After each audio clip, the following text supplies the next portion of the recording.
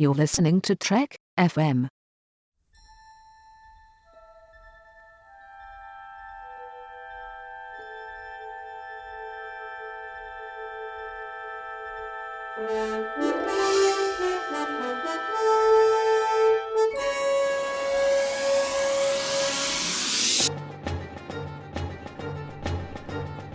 Welcome to From There to Here, Trek FM's 50th Anniversary Star Trek Rewatch. We're going through all 729 Star Trek adventures from Enterprise to Star Trek Beyond and everything in between. I am Zach Moore, and today I'm joined by... Fear himself, Brandon Mutala. I'm afraid. I know. Classic Voyager lines right there, folks. So yes, we were talking about Voyager's The Thaw and Deep Space Nine's For the Cause. So let's get into it. Brandon, what do you say? Okay, so the first thing I want to talk about with The Thaw is its garbage title. Okay, Voyager ticks me off with their garbage episode names. Like, The Thaw is such a minuscule fraction of what this episode is about that you can never remember that this is the episode about fear. The Thaw is a terrible title. They're going to a planet where there's a glacial thing that's thawing at the episode, and that's all that's ever mentioned about anything thawing in this episode, and it's a dumb title. What should they have called it? Fear itself? Perhaps? Anything. They could have called it the peanut butter sandwich, and it would have made more sense than The Thaw. All right, well, okay, so we know how you feel about the title. But how do you feel about the episode itself, Brandon? Okay, so fear and things that people are afraid of are hard to duplicate on a television budget when you're not doing something like an HBO show or something like that, okay? And there's only so much that you can show. So some of the stuff in this episode comes off as hokey and silly. Like, I don't understand why everybody's afraid of clowns. Yeah, I wanted to ask you about that. What is the deal with clowns, right? You have Stephen King's It, you have the Joker, you have just people are creeped out by clowns, and like an evil clown is such a societal trope, and I don't really... I mean, clowns aren't funny, but they're not scary, you know? Like, they had a clown recently on American Horror Story, but the guy's bottom jaw was ripped off, and he's, like, killing people, and it's like, that's different, okay? I mean, like, this is just a normal-looking clown here, so I don't know. I don't understand that. So all you ever get is they're creepy, and it's like, well, I don't think that they're that creepy, but you know, so circuses and stuff like this, like it's so there's some stuff in here that's weird, but I really like the episode, and I like what they were trying to do with it. Like, it's Joe Menosky. It's one of those bizarre high concept episodes it's Joe that he's done. Right? So he's the guy that wrote Masks, which I also really enjoy watching, right? But there's some really awesome parts of this episode. You know, Michael McKean is absolutely fantastic. Oh, he makes the episode. Absolutely. He is outstanding. But, like, so for some of the scenes that are kind of hokey at the beginning, like, every time I watch it, that scene when he starts talking to Harry about what he saw when he was a kid and in that hospital and stuff, and he's coming up to them, and Harry's, like, screaming, and it's, like, over the top, and he's coming at him with that blade, and he's, like, gonna cut into him, and you don't realize how much pressure and how much tension is actually building in that scene until the doctor comes in and is like, excuse me, right? You want to hold, like, and like when that comes, it just deflates, and it's perfect. It is so well done, that part of it, that you don't realize, like, it seems silly, but it's really well done for most of the episode, and I like it a lot. Yeah, I agree. I like this episode. I feel like it's very, it's atmospheric. It reminded me, like, of TOS, almost like, like the Empath or something, very minimalist, but very atmospheric and moody. Also kind of reminded me a little bit of Move Along Home. It's our characters in this very bizarre fantasy environment, which is ridiculous, but also creepy and unsettling because, it's just, there's something wrong about it, Alamarine, count to 4. Alamarine, then 3 more. Sorry.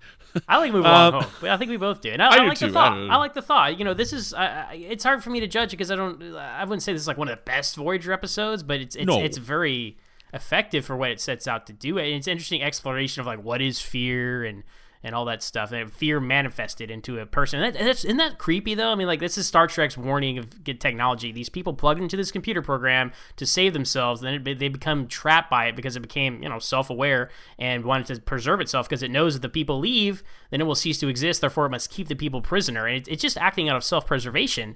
So you kind of understand where it's coming from. Yeah.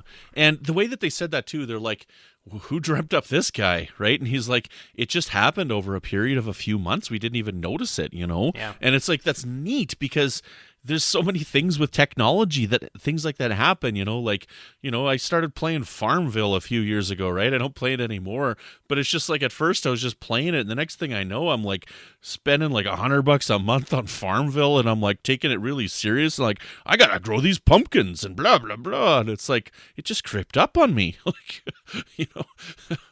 Anyways, I compare Farmville to this clown, so both creepy in their own way. What do you know Michael McKean best from? I know him best from, he was in Dreamland 1 and 2 from the X-Files. So like when I think of him, that's what I think of. So which is a really cool episode where they change bodies and stuff with Mulder. But he's in Better Call Saul, and he plays Saul Goodman's brother, and he's fantastic. He plays this hypochondriac who thinks he's allergic to electricity.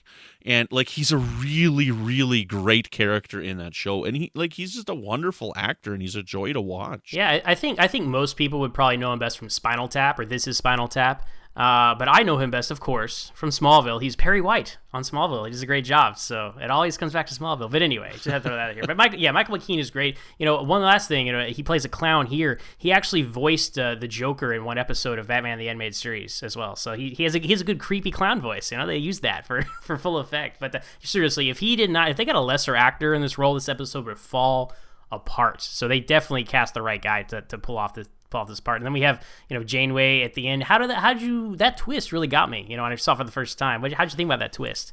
I still don't know what I think of that. Gets weird, that twist at the end where she's like, I'm a hologram. It's like, well, what? No, what? Well, okay. They had established the Doctor could enter this universe, which is, cool. But she's not a hologram. But they had Brandon, they had the thing with the blinking lights on her forehead. And in Star Trek, that means you can do anything when you have that on your forehead. Okay. So thanks. That's great. Okay, it's good. I don't know. It's weird because she's like, I'm not really here. And it's like, I don't know.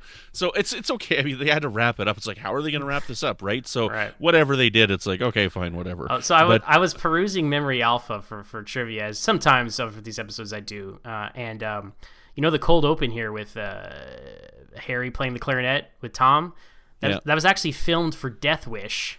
And they didn't. They ran out of time. They didn't use it there, and they decided, well, it was generic enough. We can just use it in another episode.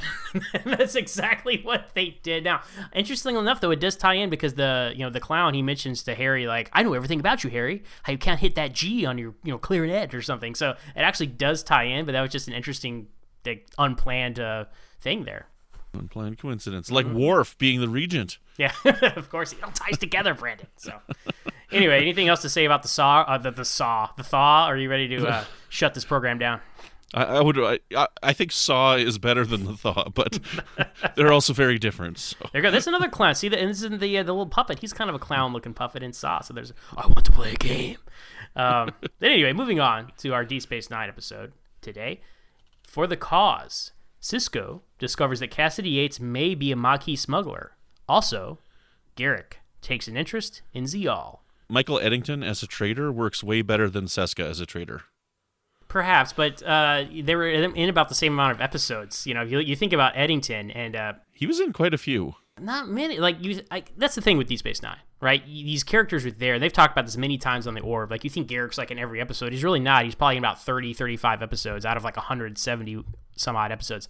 But Eddington, he's only in a handful. They introduced him at the beginning of season 3. It's like a big deal that Odo feels, threatened as security chief, and then he's there at the end of season 3. He's here at the beginning of season 4. He just, I would guess he's probably like in 5 or 6 episodes in the 3rd and 4th season. I'm memory alphing it as we're talking. Yeah, okay, look it up, Brandon.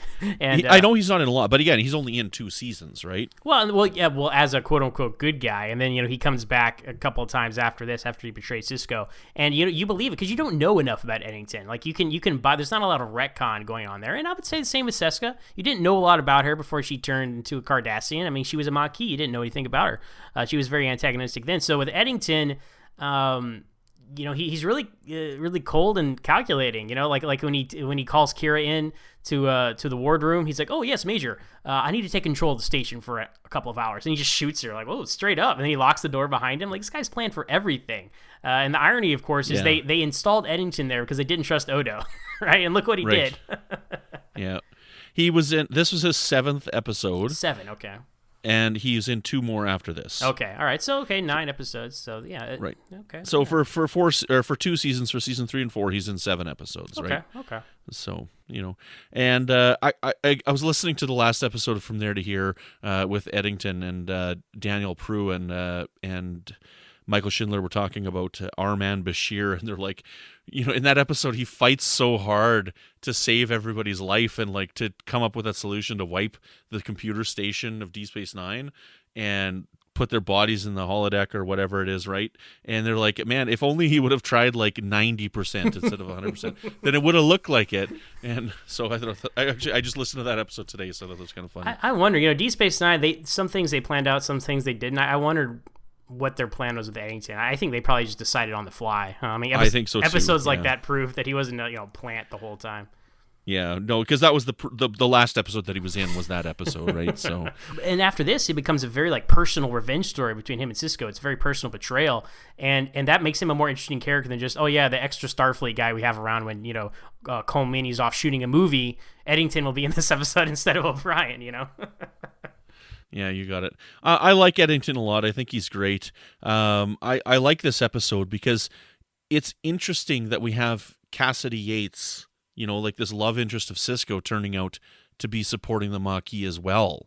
And for all of these people to be supporting the Maquis, it just goes to show that it's not simply black and white when it comes to the Maquis and the Cardassians. And so it's interesting that there is so much conflict over this decision that the Federation made to sign this treaty with the Cardassians. And it's got long-lasting ramifications. They did originally design the Maquis to be Voyager, like to bring Voyager in, but everybody knows that Deep Space Nine took it and ran with it and did way better with it, and they did really good with it. And it's really interesting to see how this story develops. Well, I like the Maquis, their use of the Maquis here, because you can relate to it in the real world, because there are things that people support or don't support that drive wedges between people, right? And the Maquis is one of these things in the Star Trek universe. Like, people can support the Maquis, they can not support the Maquis, but you can see both sides, of like, oh, hey, these people need medical supplies, and stuff like that. That's what she's doing it for. She's doing it out of more compassion than anything else, and you can totally relate to that. But still, the Federation has a stance, you can't be doing this, so that, she has to keep it a secret. That drives a wedge between her and Sisko. Like, that's good stuff, and it's not like some life or death, like, oh, she's evil, or some horrible twist. Like, I know a lot of people probably thought, back in the day, all this speculation, oh, is Cassidy Yates going to be a changeling or something, and some twists like that. And no, she's just a person that made a decision that is against Starfleet policy right now, but it doesn't make her a bad person. She goes and serves her time and comes back. Spoilers, right? But a good development for Sisko, and little moments with Jake here. When Jake's kind of give him a hard time at breakfast, and then he's like shuts him down because he's in a bad mood. He's like, okay, I get it, enough, and just did that whole family unit is very interesting, because obviously she's become Jake's surrogate mother and all that. So this really stings Sisko on many levels here. Zach, it's pronounced Maquis. Oh, excuse me. Is that like quesadilla? Yes, quesadilla. Okay, I see. Jalapeno. That's my Texas accent coming in. So jalapeno. Exactly. No, so I didn't know this. I had to look this up, but the Maquis is actually based on the French Resistance, right? I'm not very knowledgeable when it comes to my World War II trivia and whatnot, but the Maquis. Is that where the name Maquis comes from? It is, yeah. It comes from the French Resistance group. Oh, that's interesting, because later on they have the whole Les Mis thing between Sisko and Eddington, so that they go into that French culture again and again. Star Trek, but yeah, a great episode here. A good use of existing plot lines, and as the Memory Alpha summary said, which I read a couple minutes ago. The B plot here is between Garak and Ziyal, and I thought that was a pretty cool B plot between the two of them, because of course they're the only two Cardassians on the station. Garak kind of, likes her, maybe. I'm not really sure. Kind of sad. Okay, but Garak, Gul Dukat is his sworn enemy. So getting with his daughter is the ultimate revenge, right? So that's right. probably somewhere in the back of his mind, right? Well, this is I didn't write down the actress's name, but so there was a previous actress for Zial, and then she was in 2 episodes, and then this actress is actually only in 1 episode. Right. And then we got another actress who's in like 4 or 5 episodes. But they wanted to try and bring her age up so that it would be a little bit less creepy with Garrett, because Andrew Robinson was like 50 or 60 when he was doing well, this. yeah, right? I think he was around 50 or so. But yeah. Yeah, but it's interesting how he's like not sure, and he thinks that Zial wants to kill him because Dukat doesn't like him, and and she's just like, no, I just want to run this program because I'm lonely, and that's so great that he goes to the hall suite at the end, and they have this heart to heart, and then you see he pulls out this phaser from behind his back. He's like, well, don't need this won't anymore. be needing this. It's just so Garrick. And then he thinks like a spy, so he's trying to think like 2 steps ahead, and like, oh, well, if Kira came and talked to me, I guess I can go. But then Quark's like, well, what if that's part of the plan? And you just see all these elements, and just a silly B plot which doesn't really connect to the A plot at all. But it's fun, and great Deep Space Nine tradition. It's fun, it's self-contained, and it's very entertaining. I very much enjoyed it. Yeah, when Kira comes up to him and like throws him against the wall, and she's like, so. It's interesting that Kira loves Zial so much, because she is Dukat's daughter, and I understand that it's not her fault that she's Dukat's daughter, but it's just interesting that Kira is able to, get past that. Right. I was talking to Richard about this. We talked about Return to Grace a few days ago, and the whole Kira Dukat thing is just so weird to me, because Dukat, he's like Hitler, right? He's Cardassian Hitler, yeah. and in the I don't know, Israel, that is Bajor, all these parallels, World War II and the Jews and the Nazis and all that. That's what they're going for here. Right. And to see her just be so, I mean, sometimes she like doesn't like him, but other times she's kind of palling around with him, and then pretty much says, yeah, I'll raise your daughter for you. It's a pretty big commitment. Yeah, she's a good character, and it's interesting, and I like a lot of what Zial does later on, but it's just odd that she's that involved with Zial. Well, being half Bajoran really pushes it over the edge. I mean, that's obviously the whole crux of why Kira cares for her so much, and she didn't want her to turn into her. Like Kira did not want Zial to turn into Kira at that age, having become a terrorist and all this stuff to follow Dukat. So there are many factors at play, and that's just I don't see it as like plot holes. I just see it as like a layered character. She's got a lot going on. That's what's so great about Deep Space Nine. All these characters have so many layers. There's nothing you can really say, well, that's out of character. No, they're people, and then they have every person. It acts out of character all the time. You know what I mean? So it just makes it more authentic, in my opinion. Yep. Excellent. Right on. Well, Brendan, I think we've said all there is to say about these 2 episodes, at least in this format. If people want to find you on the internet, where can they find you? Well, you can find me here on the network with new episodes of Melodic Treks, which is all about the music of Star Trek. And you can find me on the Babel Conference every once in a while, taking a look and saying hello. And you can find me on Twitter at Brandon-Mutala. Where can people find you, Zach? As for me, you can find me here on Trek FM hosting Standard Orbit, our original series podcast. I'm on Twitter at MooreOnZach. That's MooreOnZach.